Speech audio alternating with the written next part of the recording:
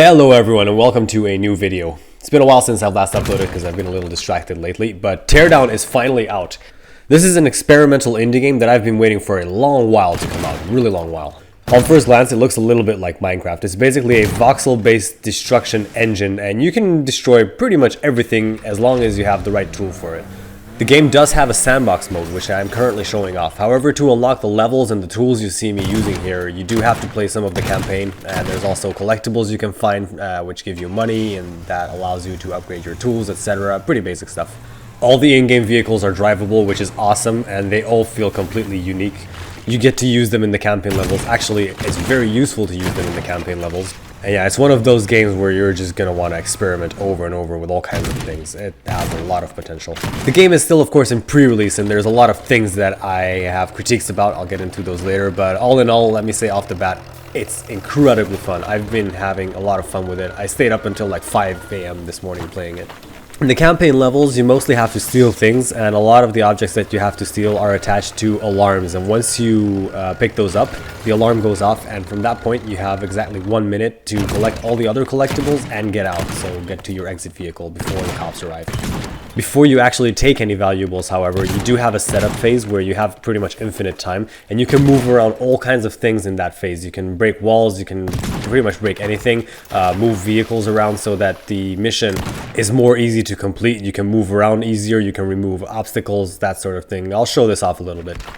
There's a couple of things that I find really stupid. For example, in this case, the whole building is held up by a single voxel of like brick or stone material. And some materials have flexibility, some don't, and some can break under weight and some can't. It definitely should break under a certain amount of pressure, so I hope they work that out in a later patch. I mean, over here, there's literally tons of building materials being held up by a single small pane of glass. That's ridiculous. So, I'm showing off the preparation phase for one of the easier campaign levels. As I mentioned, you have pretty much infinite time to move everything around here, and all the vehicles are fully functional, which I really much appreciate. You can even move around their various moving parts and hooks and stuff like that. They're fully functional. In this mission, I just have to clear a couple of obstacles so I can run across and collect all of the wanted items in a set time and return to the getaway car.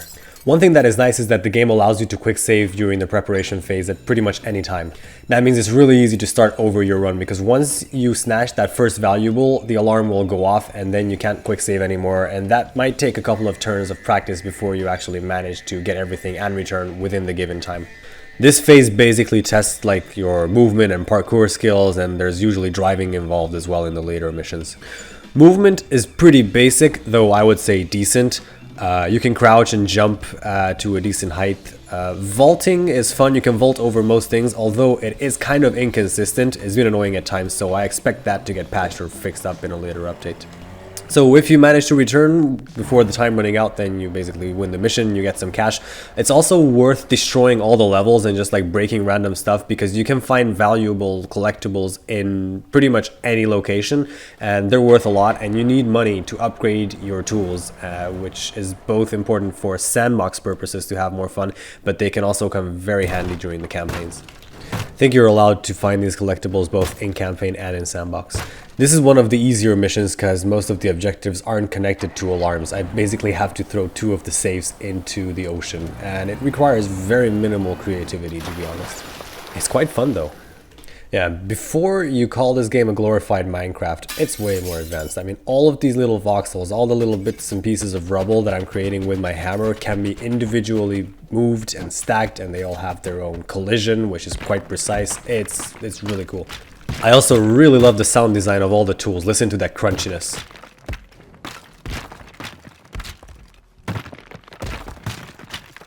And in the later levels, it does take a lot of creativity, and it does reward experimentation, which are things I always appreciate.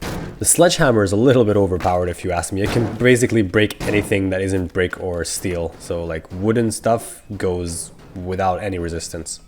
That's safe number 2 taken care of. These cranes, by the way, are also incredibly indestructible. You can go through brick, through stone, through steel objects, and it will just obliterate everything it touches. The last objective here is the only one that sets the alarm off in this mission, so it's timed. You need to destroy this house completely, and only this house, which I found pretty fun. The water physics effects are pretty advanced, better than most games I've played before. The blowtorch can and does actually melt metal and steel, which is awesome. If there's one thing that kills my frames in this game, however, it's on-screen fire. It's actually not a game where you want a lot of frames. I've been playing with mostly around 70 to 80, and that's more than enough to be honest. But when there's a lot of fire on screen, it has gone down to as low as like 45, 50, which is a little bit rough, but not terrible. Now, the alarm's being set off here, so I have to get out quick. The driving experience is very nice in this game. It's really easy to flip your vehicles. The physics and the inertia are quite punishing, but that's what makes it unique and fun. Also, most vehicles can take quite a hit before they become dysfunctional. Despite that, however, there usually is a performance hit when you do damage your vehicle, which is very nice. I mean, the game isn't BeamNG Drive, but I'm very satisfied with how well they managed to make the vehicles work. I'm going to show you how I completed 2 of these missions. I won't show you the preparation I did because it would be long and boring, but it is crucial to being able to complete the mission. Before both of these heists, I take a good 15 minutes to move around objects, destroy obstacles, create shortcuts, and even some of the objectives can be moved around. For example, one of the cars you have to steal in this one was on a huge boat, and you could move the boat around without actually triggering the alarm. The thing I value most in the level design is that I was able to think of at least 10 different methods of attaining all the objectives, and there are probably way more. It's up to you to decide what order you choose to collect them in. I damaged this boat during preparation, unfortunately, and it became way slower than originally. Not only are the vehicles fun, but they're super common. There's like at least 10 in every level, I think, so they come by easily and you can set those up to suit your objectives however you want. This right here is like the pre-game lobby / menu. It's also a small sandbox map where you can do pretty much anything, and I was just screwing around here testing my new weapons and my upgrades, and during just some screwing around I actually found some valuable collectibles which were worth hundreds of dollars, and I could get more upgrades for them. So yeah, the game absolutely does reward you for destroying random stuff and exploring, which of course is a huge component of this game. So I think this is the last mission that I managed to complete, and I'm pretty sure I absolutely cheesed this one. I'm not sure whether this was the intended way to finish the level, although I think there isn't an intended way to finish any of these levels. You have a bunch of puzzle pieces around and you're free to move those around as you wish, as long as you complete the objectives. Really, that's the only rule, and I love this kind of freeform approach. It's kind of hard to describe through a video like this, but really all of these objectives I could have done in any order I choose to, and I could have moved around a lot of components. In this one, I basically just put all of the main objectives in one place, so that this way they would all be right next to the getaway vehicle, which made it much easier. The preparation of course took a little bit longer this way. Discounting vaulting, the general feel of movement in this game is very fluid and very smooth and satisfying and enjoyable for me. It feels like the game has taken some cues from other contemporary first-person games.